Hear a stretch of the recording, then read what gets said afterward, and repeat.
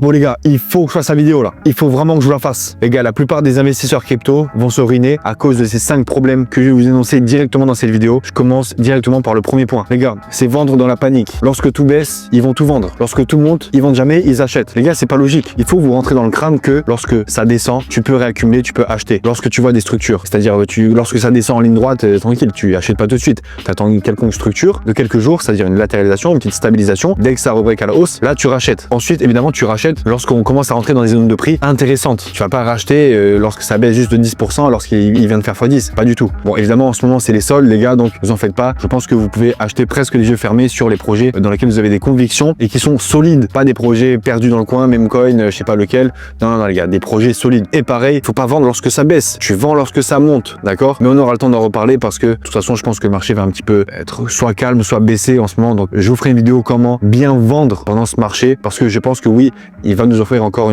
au moins une jambe haussière, ce Bitcoin et donc ce marché des crypto-monnaies. Deuxième point, c'est acheter trop tôt après une grosse baisse brutale. Ouais, parce que souvent les gens achètent trop tôt. Évidemment, les bilous, ils vont me dire ouais, mais attends, mais Raph, tu dis qu'il faut acheter. Là, en ce moment, c'est les soldes, il faut acheter, mais là, tu dis qu'il faut on achète trop tôt.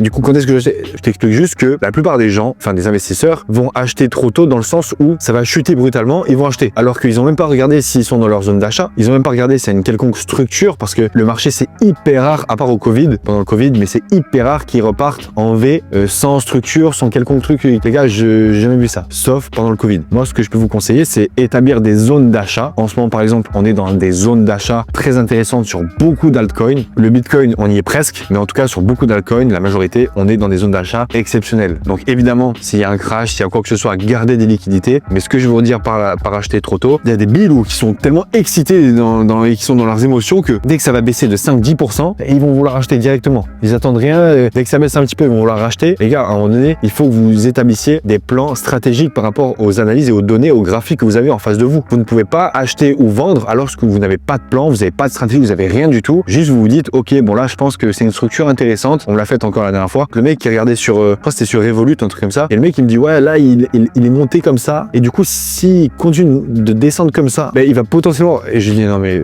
arrête ce que tu dis. Tu peux pas acheter ou vendre comme ça. La troisième erreur, c'est écouter tous les influenceurs alarmistes. Tu sais, le genre de gars qui, en 2018, il te disait, oh là là, c'est la fin du monde. Ou en 2020, il te disait, oh, c'est la fin du monde de Covid, les gars, rien ne va plus. Bon, les gars, vendez tout. Un mois après, ils te disent, bon, les gars, tout va bien. En fait, finalement, faut acheter, faut pas vendre. Un jour, ils vont te dire acheter, après vends, après acheter. Les abonnés, ils sont, tu vois, ils savent plus trop quoi penser de ce genre de personnes. Évidemment, il y a beaucoup de youtubeurs qui sont très intéressants, mais je parle plus un peu des tiktokers, des influenceurs, des gars un peu sur Insta ou quoi. En fait, ils jouent sur tes émotions. Je dis pas créer une faille en toi, mais je veux dire, tu vois, c'est comme si tu secoues quelqu'un assez fort, tu vois, à un moment donné, il va avoir la tête qui tourne, il va plus être réellement conscient, tu pourras faire un petit peu ce que tu veux de lui. Bref, c'est un peu chaud ce que je viens de dire, mais c'est un peu ça. Donc ça veut dire que le mec, il va te faire vivre un peu les émotions. Oui, non, je sais pas, je vends, j'achète, je sais pas.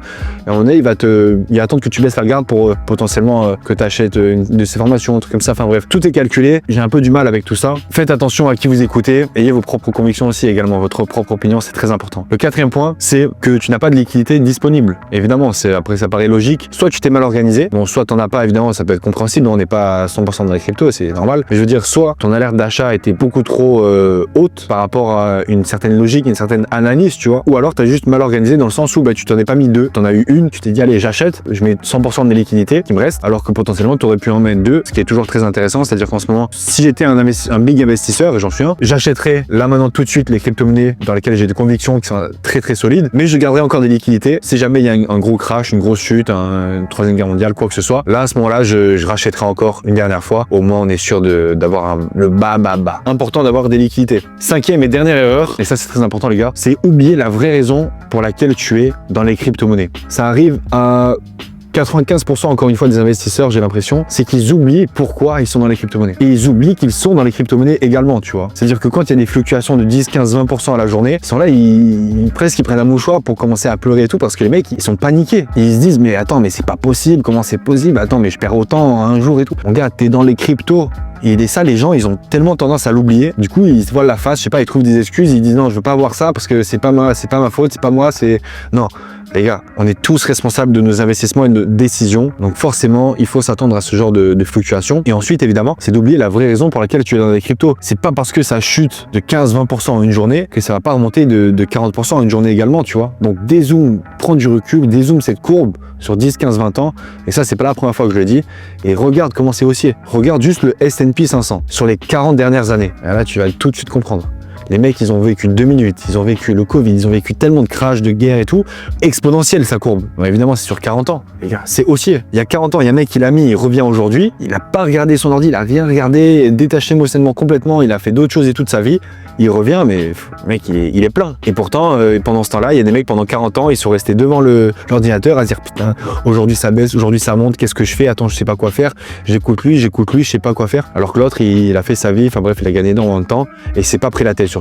Donc, si ça vous prend la tête, fermez l'ordi, allez faire un tour, allez faire une balade, prenez l'air, concentrez-vous sur vos business. Mais en tout cas, n'oubliez pas la vraie raison pour laquelle vous êtes dans les crypto-monnaies. Si vous êtes des investisseurs, si vous êtes des investisseurs long terme. Enfin, investisseur pour moi, c'est moyen long terme, hein, au minimum à la fin du marché haussier. C'est pas tous les jours tu regardes les courbes et tout, tu paniques, d'accord? Donc les gars, c'était les 5 erreurs à éviter en ce moment en tout cas, parce que elles vont être fatales, je pense, pour vous, d'autant plus pour ceux qui commencent un petit peu dans la crypto-monnaie. N'hésitez pas à liker, à vous abonner, à partager, à commenter, à activer la cloche de notification pour les prochaines vidéos, à me suivre sur le Patreon pour les questions par mail et les coachings. C'est par là-bas que je vous accompagne une fois par mois en appel, organisation, crypto-monnaie, vos investissements, vos paliers de vente, vos paliers d'achat, tout sur les crypto-monnaies. Je vous donne mon avis sur vos crypto-monnaies et évidemment sur l'organisation, bref, dans la vie, etc. Parce qu'on fait pas que de la crypto, évidemment, c'est normal. Ensuite, TikTok, Insta, le Bigraph. Je peux répondre de temps en temps, il n'y a pas de souci, les gars, c'est avec plaisir. Ok? Allez, à plus.